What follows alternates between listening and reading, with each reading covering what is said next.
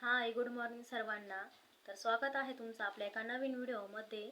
तर 2022चा जो 75% उर्वरित पीक विमा होता, तर तो आता वाटपाला सुरुवात होणार आहे. तर तो कधी सुरुवात होणार आहे आणि हेक्टरी किती दिला जाणार आहे, त्याचबरोबर तो किती महसूल मंडळांमध्ये दिला जाणार आहे, त्याचबरोबर किती शेतकरी हे पात्र आहेत, त्या संदर्भामध्ये आजचा आपला व्हिडिओ आहे. तर व्हिडिओ कुठे स्क्रिप्ट करू नका.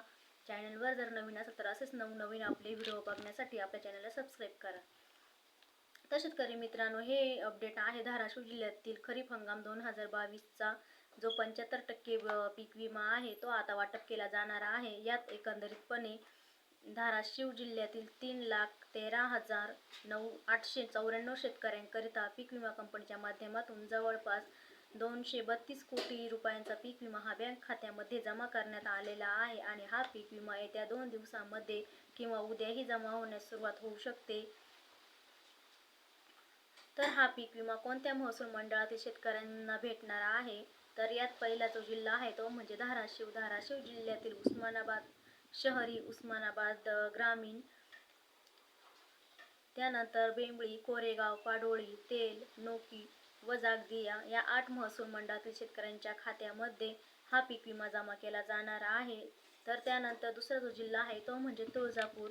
तर तुळजापूर तालुक्यामध्ये सरगद, सावरगाव, इटगळ, मंगरूळ, जळकोट व नळदुर्ग या 7 महसूल मंडळांमध्ये हा 75% जो विमा आहे तो त्यांच्या खात्यावरती जमा केला जाणार आहे. त्यानंतर तिसरा जो तालुका आहे तो म्हणजे परांडा. तर या परांडा तालुक्यामध्ये परांडा, आसू, जवळगा, आनाळा, त्यानंतर सोनारी या 5 महसूल मंडळातील शेतकऱ्यांच्या खात्यावरती हा पीक विमा वितरित केला जाणार आहे. त्यानंतर 5वा तालुका म्हणजे भूम. तर या भूम तालुक्यामध्ये मनकेश्वर, आंबी, भूम, पडवळ व ईट या महसूल मंडळामध्ये महसूल मंडळातील शेतकऱ्यांच्या खात्यावरती 75% पीक विमा हा वाटप करण्यास सुरुवात केली जाणार आहे. आणि त्यानंतरचा पुढचा तालुका आहे तो म्हणजे वाशी. तर या वाशी तालुक्यामध्ये तेरखेडा, पारगाव व वाशी या 3च महसूल मंडळांमध्ये 75% पीक विम्याचं वाटप हे केलं जाणार आहे 2022चं. तर त्यानंतर पुढचा जो जिल्हा आहे तो म्हणजे कळंब. तर या तालुका. तर या कळंब तालुक्यातील कळंब,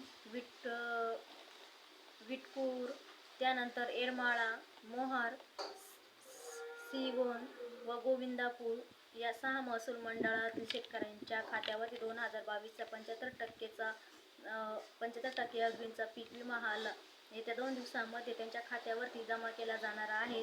त्यानंतर पुढचा जो तालुका आहे तो म्हणजे उमरगा. तर उमरगा तालुक्यामध्ये उमरगा, डाळिंब,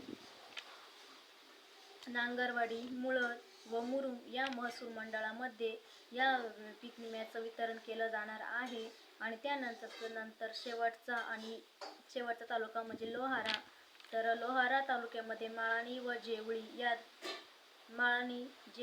जेवळी व माकणी, लोहारा, माकणी व जेवळी या 3 महसूल मंडळांमध्ये हे 75% पीक विम्याचं वाटप केले जाणार आहे.